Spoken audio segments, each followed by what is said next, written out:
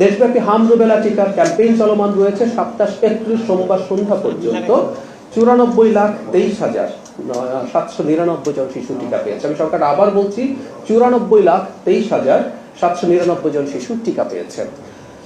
গত সপ্তাহ পর এই সপ্তাহে আপনাদের সামনে যখন আসলাম, এর মধ্যে আরো কিছু শিশুর মর্মান্তিক মৃত্যুর খবর আমরা পেয়েছি। আমরা আমাদের সরকারের পক্ষ থেকে প্রতিজ্ঞা করছি, আগেও বলেছি যে এই সংকটটা আমাদের দায় না, কিন্তু মৃত্যুগুলো হচ্ছে, এটা কোনোভাবেই মেনে নেওয়া যায় না। প্রতিরোধযোগ্য রোগে সরকারের অবহেলার জন্য কোনো মৃত্যু, একটা মৃত্যুও যেন না হয়, সেই চেষ্টা আমরা সর্বোচ্চ করব। আবারও বলছি, ডক্টর হিসেবে আমি বুঝি যে কিছু কিছু ডিজিজ আছে আপনার হয়ে যেতে পারে, কিন্তু যে রোগগুলো টিকার মাধ্যমে আমরা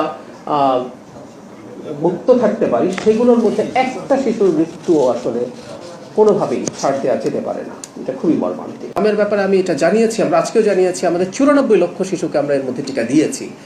এবং আগেও একদিন ডাক্তার হওয়ার কারণে এটা বলতে পেরেছি, যেগুলোর ইমিউনিটি তৈরি করে এগুলো সবার মধ্যে স্প্রেড করতে সময় নেয়।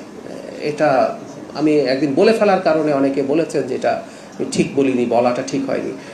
যে মৃত্যুগুলো দেখছি সব আসলে আগের প্রবলেম, এবং আমি শুরুতেই বলেছি যে এটা এত মর্মান্তিক কোনো ঘটনা হতে পারে না, শিশুরা মারা যাচ্ছে, যেটা প্রিভেন্টেবল ডিজিজ।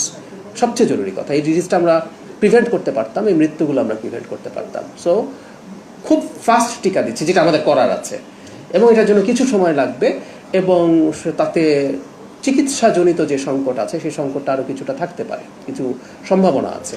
কিন্তু এটা যখন দেয়া শেষ হয়ে যাবে এবং আমরা পরবর্তীতে এটা কন্টিনিউ করব, সেটা আসলে আর সমস্যা হবে বলে আমি মনে করি না।